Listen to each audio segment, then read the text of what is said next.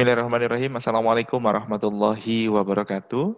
Apa kabar mahasiswa Winsi yang dirahmati Allah Subhanahu wa taala? Bahagia sekali rasanya saya kembali dapat menyapa teman-teman semuanya. Nah, sebelum kita mulai perkuliahan, kita Fatihah dulu agar Allah Subhanahu wa taala berikan keberkahan kepada kita semuanya. Al-Fatihah. A'udzubillahi minasyaitonirrajim. Bismillahirrahmanirrahim. Iya kan berdua iya kan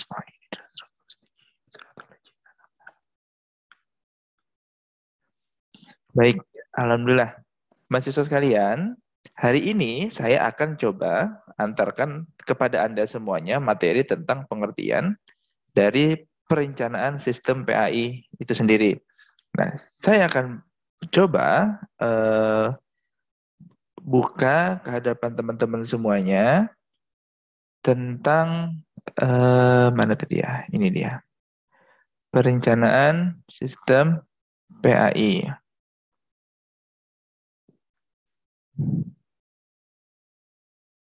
Nah, ini dia. Terlihat ya di gambar teman-teman semuanya. Baik. Saya langsung saja. Semoga tetap semangat memperhatikan materinya dengan baik ya. Nah, rekan-rekan sekalian, konsep perencanaan pembelajaran. Anda tentu mengetahui ada yang namanya pembelajaran, ada yang namanya hasil belajar. Nah, pada mata kuliah ini kita coba untuk merencanakan semuanya terlebih dahulu, kira-kira planning apa yang akan Anda lakukan ketika Anda sudah menjadi guru nanti dan kira-kira rencana apa. Tidak mungkin dong kita melakukan sebuah kegiatan atau sebuah aktivitas tanpa adanya perencanaan. Nah, perencanaan ini ada kaitannya dengan tujuan akhir kita. Maka itu kita mau tahu tujuannya apa, kita rencanakan dulu. Sama halnya Anda ikut mata kuliah di semester ini. Anda sudah tahu perencanaannya seperti apa. Saya mau ikut mata kuliah ini di semester ini, sehingga di semester nanti saya bisa lulus, seperti itu saya bisa sudah tepat waktu, saya merencanakan semuanya, plan A saya, nanti saya akan melaksanakan kegiatan setelah kuliah, saya akan melaksanakan aktivitas ini, saya harus melakukan tetap aktivitas yang bermanfaat. Nah, itu kan semua direncanakan. Sama halnya dengan perencanaan pembelajaran. Nah, yang dikutip dari William ya Newman dalam bukunya Administrative Action Techniques of Organization and Management, beliau mengemukakan bahwa perencanaan adalah menentukan apa yang akan dilakukan.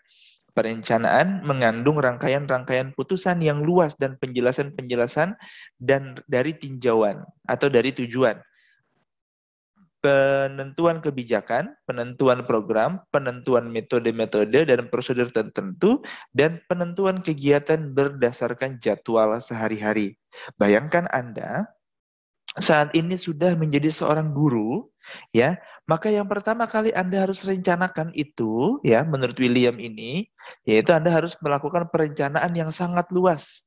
Dari penjelasan-penjelasan, dari tujuannya apa, Anda ingin melakukan rencana ini, lalu kebijakannya kira-kira melanggar tidak dengan hal-hal yang tentu melanggar dari setiap kode etik atau hukum-hukum norma-norma pembelajaran.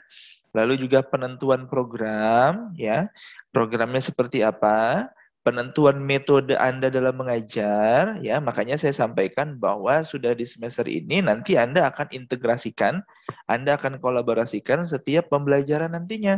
Metode pembelajaran, ada strategi pembelajaran, ada perencanaannya. Nah, itu semua dirangkum dalam proses perencanaan ini. Anda tentu memiliki perencanaan yang seperti apa, ya. Dan prosedur tertentu yang tentu kegiatan berdasarkan jadwal sehari-hari. Sudah ditentukan juga jadwalnya seperti apa, konsepnya bagaimana, maka nanti pada prosesnya Anda akan melihat bagaimana bentuk proses pembelajarannya nanti. Lalu teman-teman, ya, perencanaan pembelajaran sebagai teknologi, ya, dari sudut pandang bermacam-macam nih, coba kita lihat. Kalau perencanaan pembelajaran dari teknologi adalah suatu perencanaan yang mendorong penggunaan teknik-teknik yang dapat mengembangkan tingkah laku kognitif dan teori-teori konstruktif terhadap solusi dan problem-problem pengajaran. Bayangkan teman-teman, artinya dalam perencanaan pembelajaran ini dari segi kognitif saja itu harus kita pikirkan, ya. Di mana dari segi pengetahuannya, ya, kognitif ini bentuknya nanti Anda akan lihat pengetahuannya, informasinya seperti apa, ya, dan teori-teori konstruktif Jadi Anda siapkan teori-teori apapun yang sudah Anda siapkan, lalu Anda sadur untuk menambah pengetahuan, sehingga nanti pada proses pembelajaran itu berjalan dengan maksimal. Seperti itu. Ingat loh ya, ini bukan proses. Saya ulangi lagi, ini bukan proses. Tapi ini adalah yang disebut perencanaan. Gagal merencanakan, maka gagal dalam prosesnya. Berhasil merencanakan, maka prosesnya juga pasti akan berjalan dengan lancar. Maka dari itu, pembelajaran ini tidak bisa dipandang remeh. Stop, udah kita lihat guru-guru yang masuk belajar di kelas tanpa adanya persiapan, adanya rencana, adanya target. Masuk ke kelas, udah buka buku halaman sekian, baca, udah baca, kerjakan, LKS halaman A, B, dan C. Ini kan tentu tidak membuat perencanaan yang baik. Dia tidak tahu hari ini rencananya dia mau ngapain. Makanya ada namanya rencana pembelajaran. Orang sering sebut dengan yang namanya RPP. Oke. Lanjut sedikit, perencanaan pembelajaran ialah sebagai suatu sistem, kalau dari kita memandangnya dari sebagai sistem, yaitu adalah sebuah susunan dari sumber dan prosedur-prosedur untuk menggerakkan pembelajaran. Ya, pengembangan sistem pembelajaran melalui proses yang sistematik selanjutnya diimplementasikan dengan mengacu pada sistem perencanaan tadi. Paham? Paham nggak kira-kira? Saya carikan bahasa mudahnya. Jadi teman-teman, dari ketika Anda mau mengajar, tentu Anda kan menyadur dari setiap dari sumber-sumber ya, referensi ya. Tapi kan Pak, guru-guru sekarang kan banyaknya pakai buku paket. Ini yang sudah mulai dihilangkan pemerintah. Tidak boleh lagi menggunakan buku paket yang akhirnya jadinya berbisnis. Maka dari itu, perbanyak sumber-sumber. Lalu akhirnya sumber belajar diadakan, lalu digerakkan dalam proses pembelajarannya nanti bagaimana. Lalu dikembangkan sistem pembelajarannya melalui proses yang sistematik tersusun. Menggunakan metode ini, menggunakan strategi ini, menggunakan prosesnya seperti ini. Sudah jelas modelnya secara sistematik. Gambarannya misalnya Anda masuk kelas, buka salam, ya kan? Lalu doa bersama, belajarnya kita pancing dulu dengan memancing informasi dari mereka, kenalkan sedikit pengetahuannya kepada mereka, lalu kita kembangkan prosesnya secara sistematik. Lalu dapat diimplementasikan dalam yang mengacu pada sistem perencanaan tadi. Jadi pada prosesnya, Anda itu nantinya sudah memiliki batasan dan koridor. Ya, udah tahu nih ngajarnya ngapain, nggak ngeblank lagi ketika ngajar. Makanya banyak mahasiswa-mahasiswa itu ketika dia PKL, dia ngeblank. Aduh, nanti saya ngajarnya gimana? Aduh, gimana caranya? Gimana prosesnya? Karena gagal dalam merencanakan tadi, teman-teman semuanya. Jadi, rencanakanlah dengan baik. Seperti itu. Lalu yang ketiga, perencanaan pembelajaran sebagai sebuah disiplin. Oke, ingatlah ya, saya ulangi lagi. Ini baru merencanakan. Oke ya, ini baru merencanakan, belum masuk pada proses. Perencanaan pada proses disiplin pembelajarannya nanti adalah cabang dari pengetahuan yang senantiasa memperhatikan hasil-hasil penelitian dan teori tentang strategi pembelajaran dan implementasinya terhadap strategi tersebut. Jadi, ya, kita tentu tahu bagaimana pengetahuan kita itu mengacu pada model dan konsep strategi pembelajaran yang itu muaranya atau startnya itu dari teori. Teori pembelajaran tadi ada strategi-strategi pembelajaran. Ya, Anda sudah menemukan mata kuliah itu pasti ya. Nah, lalu sudah Anda temukan strategi pembelajarannya, Anda rencanakan. Oh, nanti di pertemuan selanjutnya ini saya pakai menggunakan atau memakai strategi ini, dan ini. Lalu saya kolaborasikan. Sudah direncanakan strateginya apa, lalu diimplementasikan. Apa implementasi itu? Dilakukan, diamalkan, dilaksanakan. Itu diimplementasikan dari strategi-strategi teori yang tadi teman-teman semuanya. Gitu. Jadi pada prosesnya, perencanaan pembelajaran sebagai suatu disiplin itu kita harus temukan dulu strategi yang seperti apa yang Anda lakukan. Lalu pembelajaran tersebut diimplementasikan dalam kegiatan Anda sehari-hari dalam mengajar. Udah tahu bagaimana nantinya gitu. Saya lanjutkan lagi ya, mahasiswa sekalian. Udah mulai pusing? Saya harap sih enggak ya. Karena Anda kan calon guru. Ini adalah rencanain dulu. Kayak Anda main games gitu kan. Anda kan sebelum main game masuk gitu ya, Anda rencanakan yang suka sepak bola. Oh, nanti striker saya ini, sayap saya ini, pemain tengah saya ini, back saya ini, kiper saya ini. Sama. Pembelajaran juga gitu. Harus ada rencananya. Sehingga kita ketika masuk pada prosesnya nanti nggak bingung, kita nggak ngeblank. Yang perempuan juga sama, mau masak itu harus direncanain dulu. Saya siapin bawangnya, saya siapkan berasnya, saya siapkan bumbunya. Kita udah rencanain kita mau masak apa, kita mau ngapain, bumbunya apa aja ukurannya. Gitu teman-teman semua. Nah, lanjut pada poin yang keempat, perencanaan pembelajaran sebagai sains. Maksudnya Pak, ini kan kita belajar PAI ya. Kan masalahnya kok nyambungnya kepada sains ya. Ini kita membahas secara umum. Tapi kalau kita Anda lihat ya, maksudnya di sini adalah mengkreasi atau mengkreatifkan secara detail spesifikasi dari pengembangannya nanti. Implementasinya, evaluasi, dan pemeliharaan akan situasi dan fasilitas pembelajaran terhadap unit-unit yang luas ataupun yang lebih sempit dari mata pelajaran dengan segala tingkatan kompleksitasnya. Maksudnya Pak, ini berat banget kalimatnya. Nah, makanya mahasiswa harus belajar untuk mengolah kalimat-kalimat atau bahasa-bahasa ilmiah ya. Nah, mengkreasi maksudnya adalah Anda itu nantinya mampu mengkreasikan, menjadi orang yang kreatif, menjadi guru yang kreatif. Harus ada solusinya ketika ada hambatan dalam mengajar. Oke, nah lalu dikembangkan. Lalu saat sudah dikembangkan, udah tahu rencana pengembangan seperti apa, implementasikan, laksanakan. Perencanaan tanpa action juga untuk apa? Sama kayak bisnis, kita mau bisnis tapi nggak coba, itu namanya bukan bisnis, sama belajar. Anda mencoba merencanakan, udah mampu membuat pengembangan seperti apa, tapi nggak diimplementasikan, itu juga untuk apa? Nah, lalu ada evaluasi. Ya, apa evaluasi ini? Kita lihat penilaiannya. Kira-kira yang mana yang gagal, yang mana yang kurang, yang mana yang tidak bagus, yang mana yang tadinya tidak tepat sasaran strategi dan metodenya. Maka Anda evaluasi. Ya, dan pemeliharaan akan situasi dan fasilitas pembelajaran. Maksudnya Pak, iya, kita rawat proses pembelajarannya, situasinya, situasi dalam prosesnya, dalam fasilitasnya, dalam perangkatnya, itu juga harus kita rawat, kita jaga. Jangan sampai senjata kita untuk mengajar itu jadinya tidak baik. Proses pembelajaran kita akhirnya juga tidak maksimal. Makanya kita jaga dengan baik apa yang kita punya dan fasilitas pembelajaran yang ada. Itu ya. Yang kelima, yang kelima perencanaan pembelajaran sebagai sebuah proses. Ini yang tidak boleh dilupakan. Maka dari itu proses pembelajaran itu adalah mahal sekali harganya. Saya tidak pernah bosan mengulang-ulang ini, bahwa Allah saja itu melihat hambanya yang mengaji dan membaca ayat Quran walaupun terbata-bata, itu maka Allah lihat pahalanya begitu banyak.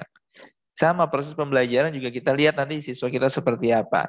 Namun pada proses perencanaannya, ya, merupakan pengembangan pembelajaran secara sistematik. Sistematik itu terurut ya. Tidak boleh lompat-lompat. Yang digunakan secara khusus atas dasar teori-teori. Jadi punya dasarnya dulu, baru pembelajaran dilakukan sebagai sistematik. Dan pembelajaran untuk menjamin kualitas pembelajaran. Oke, kenapa? Kalau nggak ada teorinya, nggak ada konsepnya, kita juga untuk ngapain gitu? Karena itu semua sebagai bekal untuk menjaga kualitas pembelajaran Anda nanti sebagai pengajar. Dalam perencanaan ini dilakukan analisis kebutuhan dan dari proses belajar. Sehingga kita analisa terus proses pembelajaran kita dengan alur yang sistematik untuk mencapai tujuan pembelajaran. Rencananya udah bagus, ya. Lalu kita lihat evaluasinya sudah. Lalu kita lakukan yang namanya analisis. Apa sih Pak analisis pembelajaran? Kita lihat yang analisa kita. Oh, ternyata dalam proses pembelajaran ini langkah kita melakukannya ini. Ketika ini tidak baik, maka lakukan prosesnya hal yang ini. Makanya Anda kalau belajar strategi pembelajaran, metode, itu benar-benar diresapi. Karena itu adalah poinnya ketika Anda mengajar nanti, strategi yang tepat bagaimana. Oke. Selanjutnya, sehingga tercapai hasil dan tujuan pembelajaran Anda tadi. Targetnya apa? Oh, target saya mau siswa saya itu bisa menghafal hadis. Oh, siswa saya tidak hanya menghafal hadis, tapi dia juga memahami makna dan penjelasan isi hadis. Gitu. Nah, lalu termasuk di dalamnya melakukan evaluasi terhadap materi pembelajaran dan aktivitas-aktivitas pengajaran. Jadi, ada kita lihat evaluasi materi pelajarannya. Oh, ternyata melalui referensi ini materi pelajaran sangat berat gitu. Maka jangan lanjutkan, maka kita carikan solusinya. Lalu juga materi pelajaran dan aktivitas-aktivitas pengajaran kita prosesnya kira-kira apa yang perlu dievaluasi. Oh, ternyata di kelas proses pengajaran saya tidak maksimal karena perangkat belajar saya kurang. Maka coba lengkapi itu sehingga semuanya berjalan dengan maksimal. Gitu teman-teman semua. Yang keenam, ya. Yang keenam, perencanaan pembelajaran sebagai sumber sebuah realitas. Maksudnya adalah ide pembelajaran itu dikembangkan dengan memberikan hubungan pembelajaran dari waktu ke waktu dalam sebuah proses yang dikerjakan. Perencanaan dengan mengecek secara cermat bahwa semua kegiatan telah sesuai dengan tuntutan sains dan dilakukan secara sistematik. Maksudnya seperti apa, Pak? Maksudnya adalah pembelajaran yang Anda ajarkan nantinya itu mampu dikembangkan dengan memberikan hubungan pembelajaran. Nah, kalau Anda lihat 2013, kurikulum 2013 itu adalah mampu dia tidak ada lagi pembelajaran secara spesifik, namun dihubungkan. Ada bahasa Indonesia di dalamnya, ada budi pekerti di dalamnya, ada apa lagi? Ada IPS misalnya di dalamnya seperti itu. Jadi dia mampu menghubungkan dari setiap proses pembelajaran tadi. Misal kita mengajar SD ya, ada mengajar tentang wudhu. Nah, wudhu itu tidak hanya bentuk dari ibadah, tapi kita hubungkan juga wudhu itu juga menjaga kebersihan. Nah, nazafatul minal iman itu sudah terhubungkan dengan hal lain. Lalu kita memilih airnya, maka kita toharoh dengan air yang suci mensucikan. Nah, kita pilihkan lagi airnya tidak boleh yang mustakmal, ya, tidak boleh juga mengandung air yang bercampur dengan najis. Nah, jadi dia mengetahui sistem dan bentuk air, kita mampu menghubungkan setiap proses pembelajarannya tadi. Paham? Kayaknya agak pusing ini. Tapi saya harap semua bisa memahami bentuk prosesnya ya. Sekali lagi saya ulang kata kuncinya, ini Anda merencanakan. Penyusunan program pembelajaran sebagai sebuah proses disiplin ilmu, pengetahuan realitas sistem dan teknologi pembelajaran bertujuan agar pelaksanaan pembelajaran itu efektif dan efisien. Jadi Anda menyusun sebuah program pembelajaran itu ialah sebagai proses untuk disiplin ilmu pengetahuan kita. Tidak boleh melanggar koridor-koridor pengetahuan yang sudah dilakukan sebagai realitas sistem dan teknologi pembelajaran teman-teman semuanya. Sehingga nantinya pembelajaran yang Anda berikan itu efektif dan sangat efisien. Itu teman-teman semuanya. Ini materi di pertemuan ini. Saya tidak mau terlalu banyak menyampaikan materi, Anda pusing, Anda bingung, namun lakukan perencanaan pembelajaran dengan baik. Sekarang yang menjadi tugas Anda adalah yang akan saya wawancarai nanti di pertemuan yang akan datang, saya akan tanya kepada Anda adalah, kira-kira ketika Anda sudah menjadi guru, proses belajar yang bagaimana yang ingin Anda capai? Maksudnya apa? Tugasnya gimana? Misal Anda gambarkan saja, saya mau jadi guru fikih. Saya mengajar pembelajarannya itu adalah pembelajaran tentang bersuci. Pembelajaran bersuci Anda ajarkan nantinya pengennya pembelajaran dilakukan di luar kelas, di masjid jika ada. Nah, lalu ketika sudah belajar di masjid, endingnya Anda maunya apa? Siswa itu paham apanya? Paham cara berwudunya kah? Atau bagaimana? Seperti itu, ya. Kalau saya misalnya, dia bisa berwudu, bisa membedakan air yang mana air bersih dan air yang tidak bersih. Seperti itu teman-teman semua. Jadi Anda nanti silahkan untuk menjalani proses pembelajaran nanti itu sudah direncanakan dengan baik. Ditulis sekertas saja, nggak apa-apa. Nanti pekan depan saya akan tanya di pertemuan Zoom yang akan datang. Bisa dipahami ya? Terima kasih banyak. Maaf, saya melakukan ini adalah saya tidak ingin pertemuan ini gagal lagi gitu dikarenakan Zoom yang tidak maksimal. Maka saya antisipasi prosesnya seperti ini ya, teman-teman ya.